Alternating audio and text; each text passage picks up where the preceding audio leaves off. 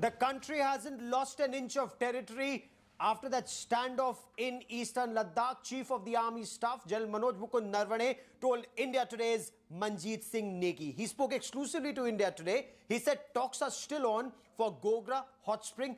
But what about the other friction points from Demchok to Depsang? And what about the situation along the line of control? Remember, currently there is a ceasefire on, but what about terrorists at launch pads? Has Pakistan removed them? Let's listen in to General Narvane. Ladakh सरहद पर पिछले एक साल से ज्यादा वक्त से भारत और चीनी सेनाएं आमने सामने खड़ी थी, लेकिन अब दोनों सेनाएं अपनी जगहों पर वापस लौटी हैं। पहली बार इस मुद्दे पर सेना प्रमुख जनरल मनोज मुकुंद नरवणे आज तक से एक्सक्लूसिव बातचीत कर रहे हैं। जनरल साहब, आपसे जानना चाहूंगा अभी क्या हालात हैं, क्योंकि 9वें दौर की बातचीत हुई है। पेंगोंग के दोनों छोर से फिलहाल जो सेनाएं थी अपनी अपनी जगहों पर वापस लौटी हैं।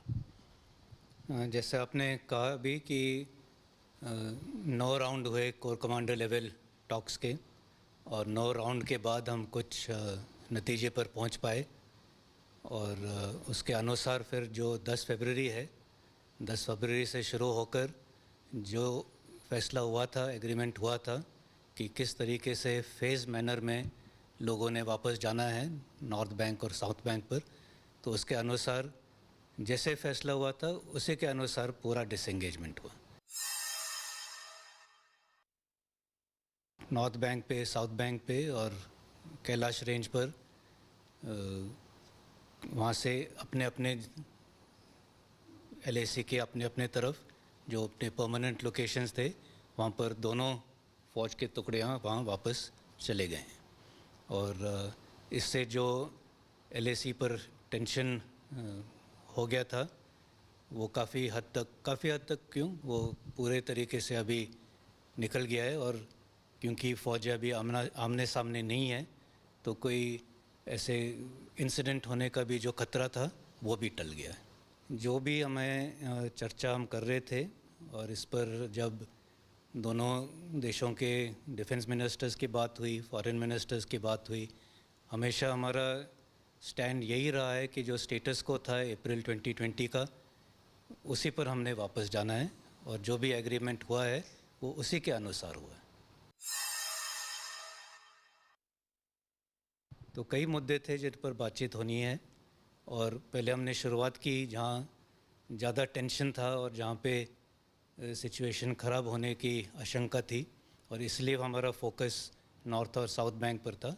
लेकिन और भी 1-2 इलाके हैं जहाँ पर बातचीत जारी रहेगी, और हमें पूरी उम्मीद है कि इस बातचीत के साथ और डिस्कशंस के साथ जो बाकी थोड़े से मुद्दे हैं उस पर भी हम कोई सहमति हम ला पाएंगे। ये सीज़फायर का एक जो अंडरस्टैंडिंग था वो एग्रीमेंट नहीं था, कैसे कोई साइन वगैरह नहीं थे। एक अंडरस्टैंडिंग था 2003 से कि हम LC के ऊपर सीज़फायर का पालन करेंगे, लेकिन जैसे साल बीतते गए तब ज़्यादा इसका उल्लंघन ही हो रहा था, और इतना ज़्यादा हो रहा था कि पिछले साल 4000 वायलेशन, उससे पिछले साल 3700 वायलेशन, तो वायलेशन ज़्यादा थे, और काफ़ी भारी तादाद में फायरिंग होती थी। आर्टिलरी का भी फायरिंग होता था, मोटर्स का भी फायरिंग होता था, और इससे कोई मतलब किसी भी साइड को कोई फ़ायदा नहीं था, बल्कि दोनों साइड पर जो सिविलियन पॉपुलेशन थे, आबादी थी, उन्हीं को ज़्यादा नुकसान हो रहा था। और इसके वजह से जो आम नागरिक था वो अपना जो है कामकाज नहीं संभाल पा रहा था। इसलिए ये एक बहुत अच्छा कदम है कि हम फिर से हमने सीज़फायर का पालन करने का फ़ैसला लिया है, और दोनों DGMOs के बीच बातचीत हुई, और उसके अनुसार 25 फरवरी से ये फ़ैसला किया गया कि सीज़फायर का पालन होगा। और ये बहुत अच्छी बात है कि 25 फरवरी के बाद 1-2 दिन ज़रूर लगे ऑर्डर्स को निचले लेवल तक पहुंचने के लिए, लेकिन 1-2 दिन के बाद पूरे मार्च के महीने में तकरीबन कोई सीज़फायर वायलेशन नहीं हुआ है। आर्टिलरी फायरिंग बिल्कुल बंद है। एक आधा कई स्मॉल आर्म्स फायर के 1-2 चिटपुट राउंड ज़रूर फायर हुए होंगे, लेकिन वो भी अपने एरिया में या गैप में, लेकिन ऐसे वायलेशन के तौर पर नहीं। और इससे जो है जो सिविल पॉपुलेशन है उनमें भी एक भरोसा वापस आ गया है और मैं समझता हूँ कि अमन और शांति के लिए ये एक बहुत बड़ा कदम है। हाँ, वो बात एकदम सही है कि जो टेररिस्ट कैंप और इंफ्रास्ट्रक्चर है वो अभी भी वो बरकरार है और ये हमें देखना पड़ेगा कि आगे वाले समय में, आने वाले समय में, खास करके जब गर्मियों का मौसम शुरू होता है और जो बर्फ़ है वो पिघल जाती है, पासेस खुल जाते हैं, उसके बाद कितनी कोशिश रहती है टेररिस्ट की और अंदर घुसपैठ करने की। लेकिन जो अभी फ़िलहाल जो मार्च तकरीबन ख़त्म हो गया है, इसमें ऐसे कोई टेररिस्ट इन्फिल्ट्रेशन के अटेम्प्ट नहीं हुए हैं और इससे हमें थोड़ी सी आशा पैदा होती है कि आगे भी अगर ऐसे ही रहा तो हमारे लिए अच्छा ही रहेगा और पाकिस्तान का क्या इरादा है वो आने वाले समय में ही इसी से पता चलेगा कि वो टेररिस्ट और टेररिज्म का कितना अभी भी सपोर्ट करता है या रोक देता है। हमारे हमेशा रणनीति यही रही है कि हम जितना भी हो सके जो रिक्रूटमेंट हो रहा है उसके ऊपर हम कोई ना कोई रोक डालें और इसीलिए हम जो युवा हैं उनसे काफ़ी हमारे एंगेजमेंट रहते हैं।